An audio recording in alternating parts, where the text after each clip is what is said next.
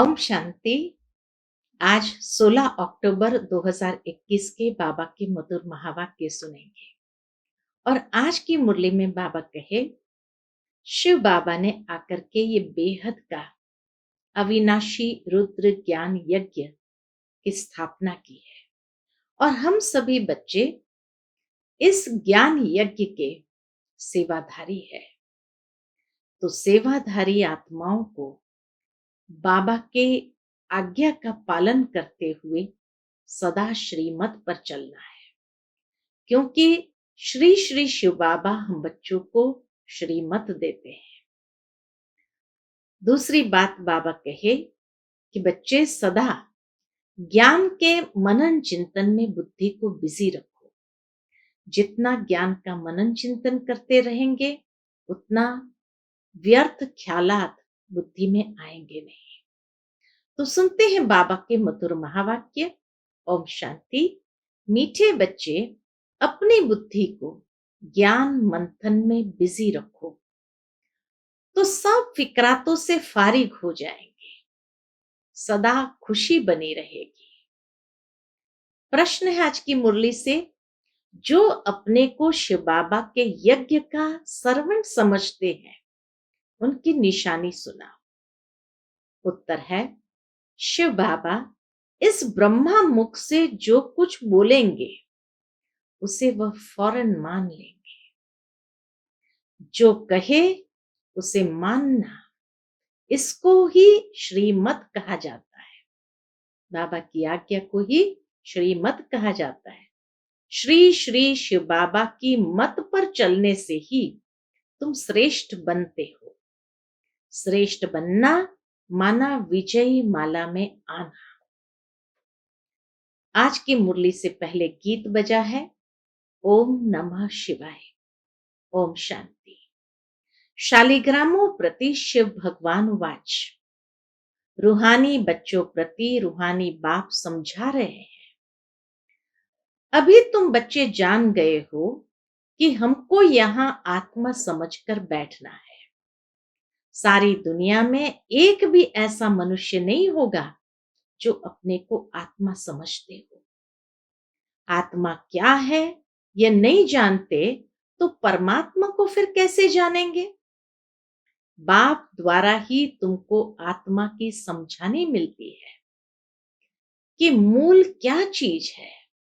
बाबा कहे मूल क्या चीज है, यह समझाने सिर्फ बाबा द्वारा ही हमको मिल सकती है।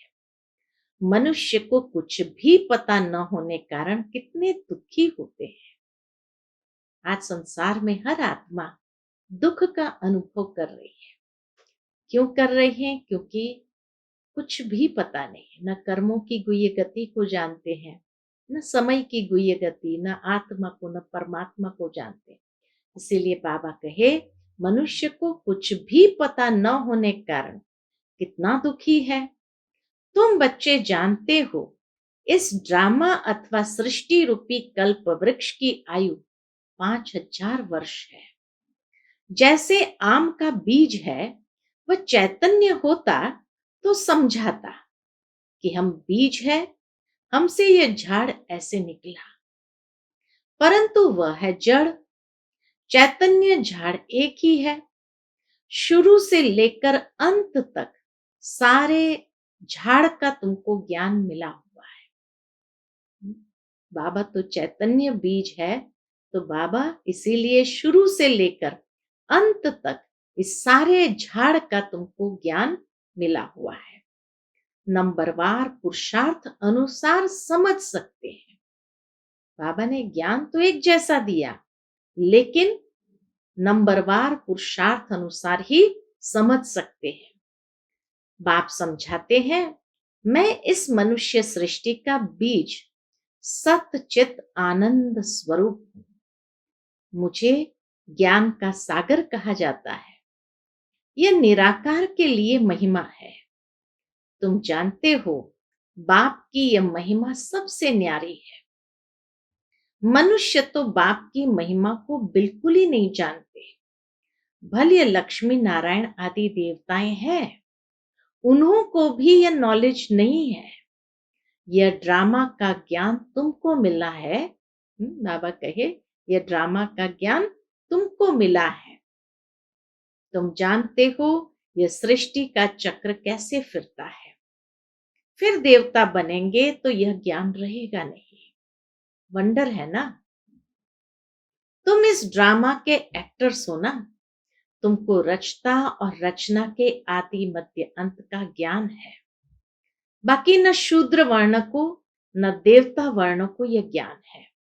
ऐसे नहीं कि ज्ञान परंपरा चलता है। जैसे त्योहारों के लिए कहते हैं, परंपरा से चलते आए हैं। अभी तुम समझते हो, सतयुग में तो इन त्योहारों को कोई जानते ही नहीं। वहां कुछ भी याद नहीं रहेगा। वहां तो राज्य करते हैं। तुम हर एक की बुद्धि का ताला खुला हुआ है। मुख्य क्रिएटर, डायरेक्टर, प्रिंसिपल एक्टर को तुम जानते हो। तुमको कितनी अच्छी नॉलेज मिलती है। इस नॉलेज को जो नहीं जानते हैं, वह है बेसमझ।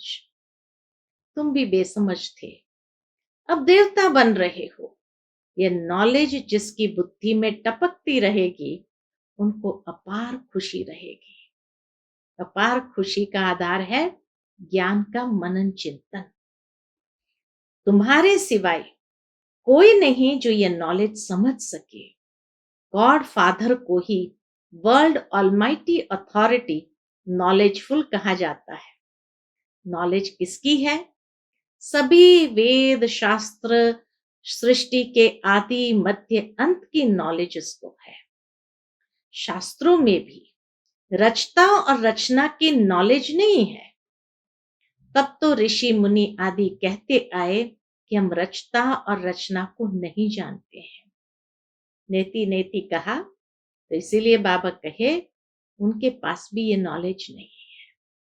समझाने वाला एक ही है, तो और कोई जानेंगे कैसे? यह नॉलेज सिवाय तुम बच्चों के कोई दे न सके। तुमको देने वाला फिर है बाप। वह कितना बड़ा नॉलेजफुल है। कितना तुम मर्तबा पाते हो। कितनी खुशी होनी चाहिए। हम बेहद के बाप की संतान है। ज्ञान से बुद्धि भरपूर होनी चाहिए।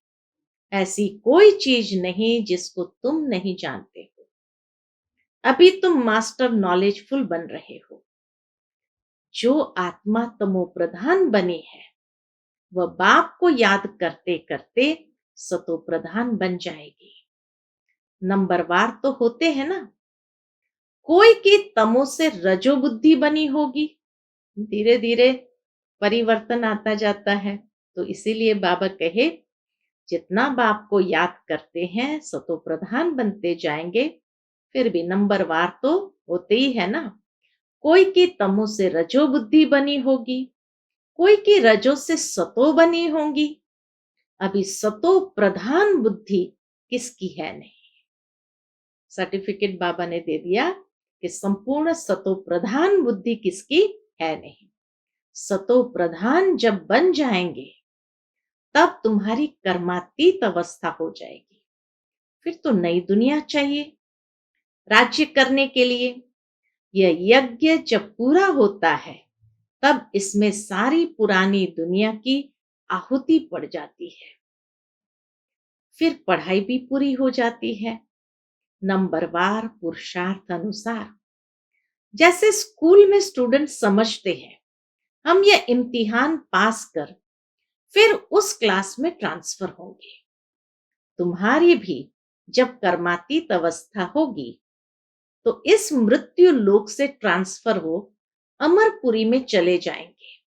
तुम जानते हो, अभी यहां से ट्रांसफर होने का है। पवित्र होकर अमरलोक में चले जाएंगे। असुल हम शांति धाम के रहवासी थे।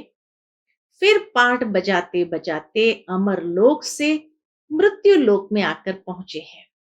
तो यह सारी नॉलेज बुद्धि में रहने से खुशी रहेगी। जितना ज्ञान का मनन चिंतन, उतनी आत्मा में खुशी बढ़ती जाएगी। सिवाय नॉलेज के और कुछ सूझेगा ही नहीं। अभी हम पढ़कर नई दुनिया के मालिक बनेंगे। यह भी समझाना चाहिए, यहाँ है ही पतित, देवता तो कोई है नहीं। मनुष्य से देवता कौन बनाएगा? आप ही बना सकते हैं। अभी तुम समझा सकते हो, बरोबर स्वर्ग था जिसमें लक्ष्मी नारायण का राज्य था। उसकी स्थापना किसने की? हेवनली गॉड फादर ने पैराडाइज स्थापन किया। जहां देवी देवता राज्य करेंगे तो और कोई धर्म नहीं होगा। इतनी पावन सृष्टि, इतने पावन देवताएं जहां होंगे, वहां कोई और धर्म हो ही नहीं सकता है। यह बड़ा बेहद का नाटक है। तुम चैतन्य हो ना, जानते हो इस झाड़ का बीज ऊपर में है। बाप भी इम्पेरिशेबल, अविनाशी है। तुम भी इम्पेरिशेबल हो। इम्पेरिशेबल माना अविनाशी, जो मिटने वाला नहीं। अभी सारा झाड़ जड़ जड़ीबूत अवस्था को पाया है। इस समय सब मनुष्य कांटे मिसल बन गए हैं। कांटों का जंगल है ना, सब एक दो को दुख देने वाले हैं। बाप ही बागवान है, उनको खेवैया भी कहते हैं।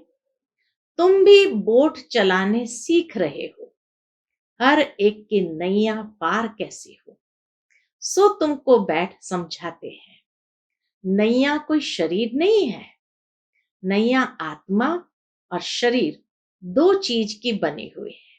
जीवन नैया कहते तो उसमें आत्मा और शरीर दोनों है। गाते भी है, नैया मेरी पार लगाओ। अभी आत्मा भी पतित है तो शरीर भी पतित है। अब पार कैसे हो और कहां जाए? अभी तुम मूल वतन, सूक्ष्म वतन, स्थूल वतन, सतयुग से लेकर कलयुग तक सब राजों को जान गए हो। फिर भी बुद्धि में ये क्यों नहीं रहता? तुम भूल क्यों जाते हो? सदैव बुद्धि में ये टपकता रहे तो तुम खुशी में रहेंगे। बाबा कहे सदैव बुद्धि में ये टपकता रहे तो तुम खुशी में रहेंगे, फिक्र से फारिग हो जाएंगे। कोई टेंशन नहीं, कोई फिक्रात नहीं। तुम जानते हो बाबा आया हुआ है, इसलिए हमको ले जाने। जो नॉलेज बाप में है वह हमको दे रहे हैं।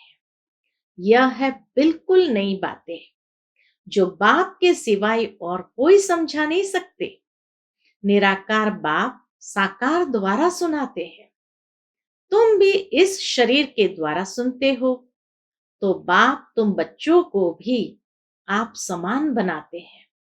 जो बाप की महिमा वह तुम्हारी भी होनी चाहिए। कोई फर्क नहीं।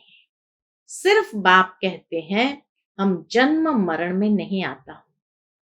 तुम जन्म मरण में आते हो। तुम मुझे कहते हो ज्ञान का सागर, सुख का सागर, तो जरूर मैं तुमको ज्ञान दूंगा, कल्प कल्प देता हूं। तुम समझ गए हो, बरोबर 84 का चक्र खाए अभी हम अंत में है। फिर बाप हमको पहला नंबर में ले जाते हैं। ये नॉलेज है ना, नॉलेज है सोर्स ऑफ इनकम। जो जितना जितना पढ़ता है उनकी इनकम वैसी होती है। यह नॉलेज भी है, धंधा भी है। तुम कूड़ा किचड़ा देते हो बाप को। जब कोई मरता है तो करनी घोर को देते हैं ना, यहां तुमको जीते जी देना है। वास्तव में बात अभी की है।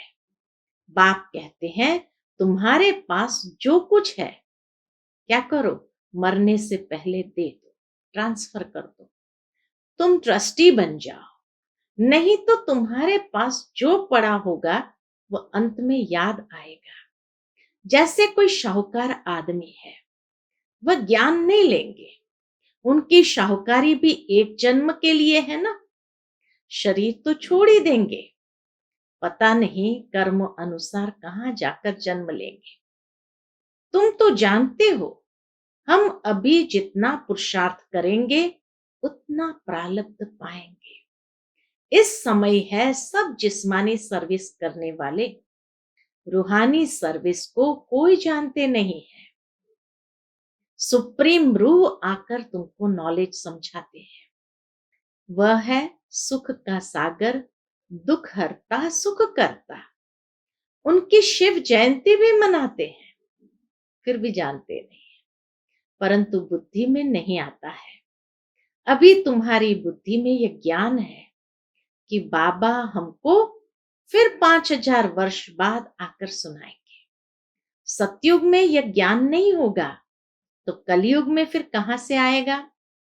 दुनिया में यह कोई नहीं जानते कि लक्ष्मी नारायण का मंदिर हम क्यों बनाते हैं।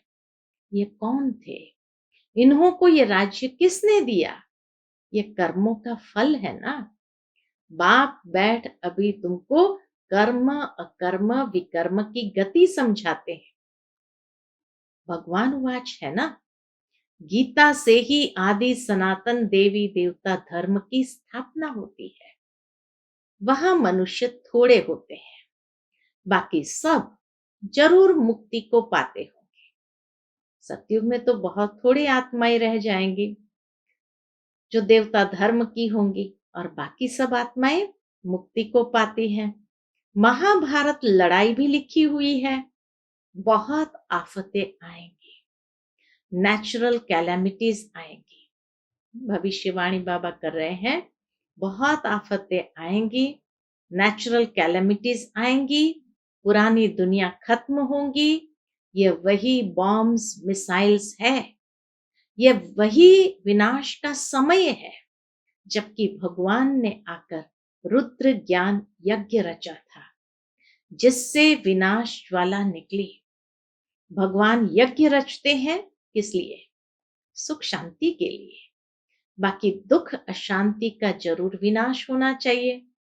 इस ईश्वरीय ज्ञान यज्ञ में सारी सृष्टि स्वाहा हो जाएगी। यह बातें तुम्हारी बुद्धि में है। हम ब्राह्मण हैं, इस शिव बाबा के यज्ञ के हम ब्राह्मण सर्वेंट हैं, यानी सेवाधारी है। हम हैं सच्चे सच्चे मुखवंशावली ब्राह्मण। तुम बच्चों को बाप जो मुख से कहे वह मानना चाहिए। श्रीमत पर ही हमको चलना है। बाबा कहे श्रीमत पर ही हमको चलना है। यह भी तुम जानते हो, श्री श्री शिव बाबा की मत पर हम श्रेष्ठ बनकर माला के दाने बनेंगे। माला के दाने कहा जाता है सीजरे को। सीजरा होता है ना, फिर वह बढ़ता जाता है। बाबा ने खुद सीजरा बनाया है, यह भी सीजरा है। ऊपर में है निराकार, निराकारी शिव बाबा, फिर है आत्माएं। निराकारी सीजरा फिर साकारी सीजरा होता है। पहले परमधाम में जो उल्टा वृक्ष है वो निराकारी सीजरा है, फिर साकारी होता है। वही कल्प वृक्ष जब नीचे हो जाता तो साकारी सीजरा हो जाता है। पहले पहले नंबर में है प्रजापिता, वह जिस्मानी व रूहानी। ब्रह्मा बाबा जिस्मानी, शिव बाबा रूहानी। रूहानी बाप आकर प्रजापिता ब्रह्मा द्वारा रचते हैं। कहते भी है पतित दुनिया को आकर पावन बनाओ। प्रलय तो कभी होती नहीं, वर्ल्ड की हिस्ट्री ज्योग्राफी रिपीट होती है। पुरानी दुनिया सो फिर नई बनती है। अभी तुम पुरुषार्थ कर रहे हो नई दुनिया के लिए। यह बेहद की नॉलेज बेहद का बाप ही देते हैं। हद का वर्षा होते भी बेहद के बाप को याद करते हैं। हे भगवान कहते हैं ना, जब कोई मरते हैं तो कहते हैं गॉड फादर को याद करो। तो दो फादर सिद्ध होते हैं ना। सभी आत्माएं ब्रदर्स है। आत्मा ही पुकारती है, हे दुखहर्ता सुख करता, हे लिबरेटर आओ, हमको घर ले जाने के लिए गाइड करो। हमको घर याद है परंतु जा नहीं सकते क्योंकि माया ने पंख तोड़ डाले हैं। कोई घर वापस जा नहीं सकते। अभी तुमको अपनी ज्योत को आप ही जगाना है। हमें अपनी आत्मा की ज्योत को आप ही जगाना है। बाप को याद करने से दृत पड़ जाएगा।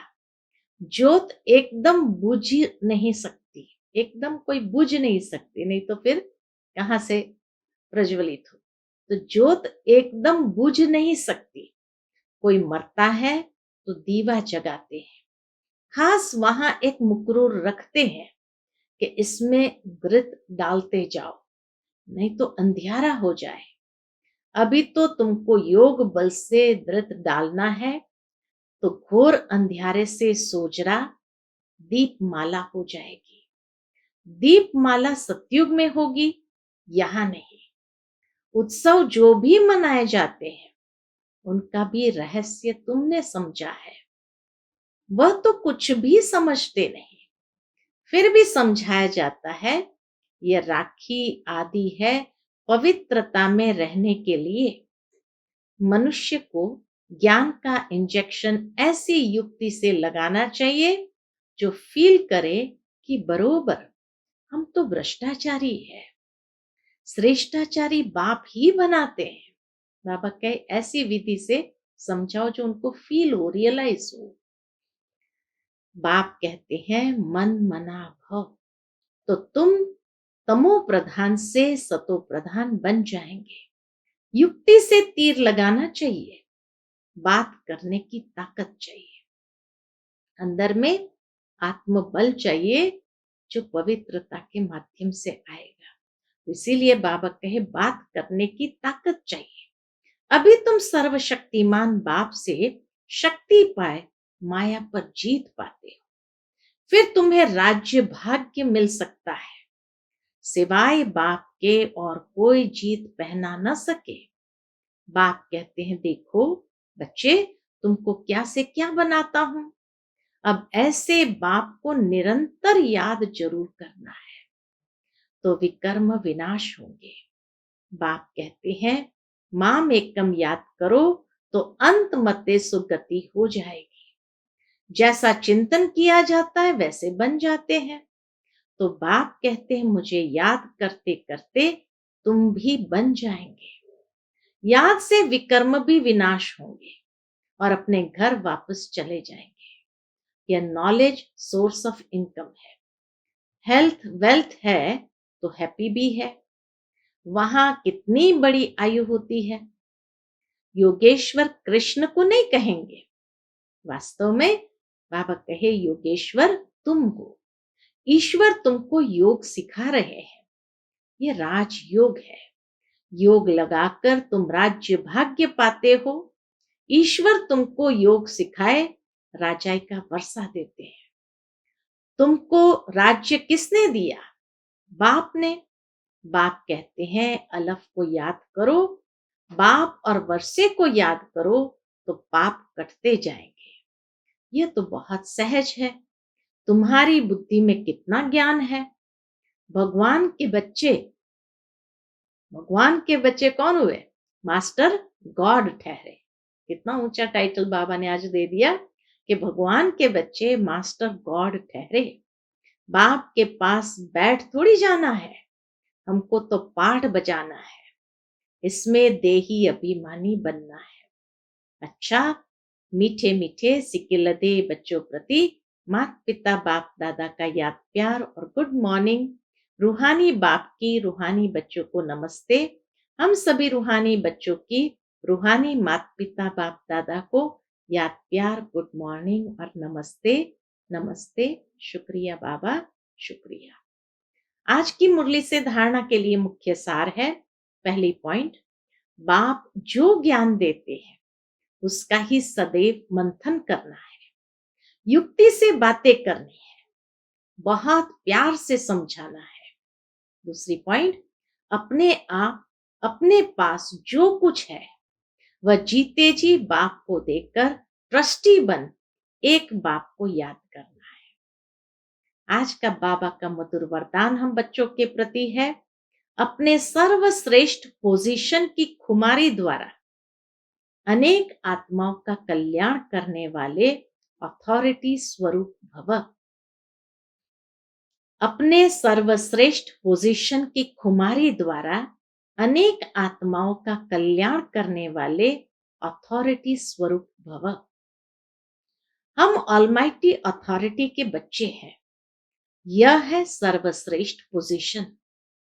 इस पोजीशन की खुमारी में रहो तो माया की अधीनता समाप्त हो जाएगी। इस अथॉरिटी का स्वरूप बनने से किसी भी आत्मा का कल्याण कर सकते हो।